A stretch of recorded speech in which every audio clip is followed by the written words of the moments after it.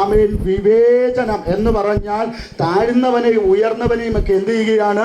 മാറ്റിയിരുത്തുന്ന വിവേചനത്തിന്റെ ഒരു ആമേൻ ഇടപാട് ദൈവസഭയ്ക്കകത്ത് കടന്നു വരികയാണ്. ഇനി അടുത്ത അധ്യായങ്ങളിലേക്ക് വരുമ്പോൾ എന്താണെന്നറിയാമോ? ദൈവസഭയ്ക്കകത്ത് തീർക്കേണ്ടുന്ന വിഷയങ്ങൾ ദൈവസഭയ്ക്കകത്ത് തീർക്കത്തില്ല, മറിച്ച് കോടതിയെ പിടിച്ച് പോലീസ് സ്റ്റേഷനെ പിടിച്ച് നാറ്റിക്കാൻ പറ്റുന്നിടത്തോളം എല്ലാം നാറ്റിച്ച് വല്ലാത്ത ഒരു പ്രതീതി എന്ത് ചെയ്യുക?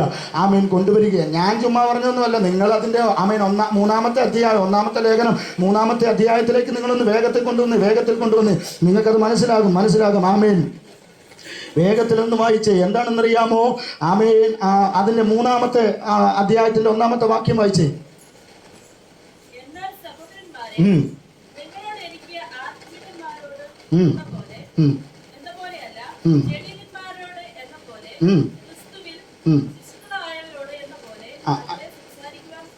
കുഞ്ഞ് അഞ്ചാമത്തെ അധ്യായം വെച്ച്, അഞ്ചാമത്തെ അധ്യായം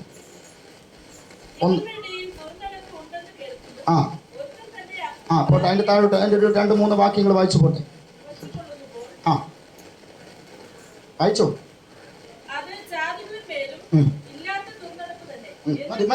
മതി.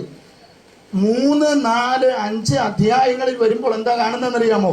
ഒന്ന്, ആലയത്തിൽ തീർക്കേണ്ടുന്ന വിഷയങ്ങൾ ആലയത്തിൽ തീർക്കാതെ അത് കൂട്ടുപിടിച്ച് നാട്ടുകാരെയും പാർട്ടിക്കാരെയും പക്ഷം പിടിക്കുന്നവരെയും ഒക്കെ വിളിച്ചുകൊണ്ട് വന്ന് കോടതി കയറിയും കോടതിയിൽ ജാമ്യക്കാരനായി പോയി നിന്നും പോലീസ് സ്റ്റേഷൻ മുഖാനയും പാർട്ടിക്കാർ മുഖേനയും പ്രശ്നം പരിഹരിക്കാൻ ദൈവസഭയിലുള്ളവർ തുനിഞ്ഞിറങ്ങുകയാണ്. മനസ്സിലാകുന്നുണ്ടോ? പിന്നെ മൂന്നാമത്തെ അധ്യായം നിങ്ങൾ മുഴുവൻ വീട്ടിൽ തന്നെ വായിക്കണം. 4, 5 ഞാൻ പറയാം. ദൈവദാസനെ ദൈവസഭയ്ക്കകത്ത് തീർക്കേണ്ടത് വിഷയമാണ്. 2 പേര് കൂടിയാൽ എന്ത് ചെയ്യും? പ്രശ്നം തീർന്നു. 2 കസേര എടുത്തിട്ട് 2 ഗ്ലാസ് വെള്ളം എടുത്ത് ടേബിളിൽ വെച്ച് ദൈവദാസനെ മുന്നിൽ പിടിച്ചിരുത്തി, ദൈവദാസനെ എനിക്കിന്ന ആരോട് ഇങ്ങനെ ഒരു വിഷയം ഉണ്ട്, അതൊന്ന് പറഞ്ഞു തീർക്കാൻ വേണ്ടിയിട്ട് ഞങ്ങളൊന്ന് ആഗ്രഹിക്കുകയാണ്. എനിക്ക് ഇന്നാരെ കൊണ്ട് ഇങ്ങനൊരു പ്രശ്നമുണ്ട്, എന്നെപ്പറ്റി ഇങ്ങനൊരു സംഭവം ഞാൻ എന്ത് ചെയ്തു? പറഞ്ഞതറിഞ്ഞു. അതെനിക്ക് മാനസികമായിട്ട് വല്ലാത്ത ഒരു വിഷമമുണ്ടാക്കി. അതിനനുവദിക്കത്തില്ല. പിന്നെന്താ? ഇവിടത്തെ വിഷയം ഇവിടെ തീർക്കാതെ നീ സഭയ്ക്ക് പുറത്തിറങ്ങി, നിന്നെ ഞാൻ എന്ത് ചെയ്യാം? കാണിച്ചു തരാം. നിന്നെ ഞാൻ കോടതി കയറ്റിയില്ലെങ്കിൽ എൻ്റെ പേര് മത്തായി എന്നല്ല, നീ എഴുതിയിട്ടോ.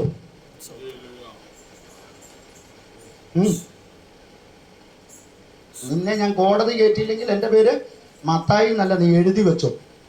ഇല്ല, എൻ്റെ പേര് നീ മാറ്റിയിട്ടു. നിന്റെ പേര് മാറ്റിയിട്ട് എന്നെ കാണിക്കാനാ? സ്വർഗത്തിൽ പോലും പേരില്ലാത്ത നിന്റെ പേര് ഈ ഭൂമി മാറ്റിയിട്ട് എന്നെ കാണിക്കാനാ? ദൈവസഭയ്ക്കകത്ത് സഹോദരങ്ങൾ തമ്മിലുള്ള വിഷയം അവർ ദൈവസഭയ്ക്കകത്ത് തീർക്കണം. പ്രാർത്ഥിച്ച് കരം പിടിച്ച് ദൈവദാസന്മാരോടും ദൈവസഭയോടും ചേർന്ന് വിഷയങ്ങൾ ഇതിന്റെ അകത്ത് പരിഹരിക്കണം. അത് നാട്ടിലുള്ള ജഡീകന്മാരായ ആത്മീകരല്ലാത്തവരുടെ മുൻപിൽ പോയി നീ പറയരുത്. ഹലോ, ഏത് സമയത്താണ് ഞായറാഴ്ച വരാൻ? കഴിഞ്ഞ പ്രാവശ്യം വന്നപ്പോൾ പുള്ളി തല്ലിക്കൊന്നിട്ടാ പോയത്. ഈ പുള്ളിക്ക് എന്നും ഇത് അങ്ങനെ തന്നെയാണ്. ഇത് പിന്നെ ഞാനിവിടെ അല്ലാണ്ട് പിന്നെ എവിടെ പോയി പ്രസംഗിക്കും? രാഷ്ട്രീയ പാർട്ടിയിൽ പ്രസംഗിക്കാൻ നമ്മളെ വിളിച്ചെന്നിരിക്കട്ടെ, നമ്മൾ പോയെന്നിരിക്കട്ടെ. അവിടെ പോയിട്ട് 1 കൊരിന്ത്യർ ലേഖനം 13-ാമത്തെ അധ്യായം അതിൻ്റെ 2-ാമത്തെ വാക്യം നമുക്ക് വായിക്കാന്ന് പറയാൻ പറ്റുമോ?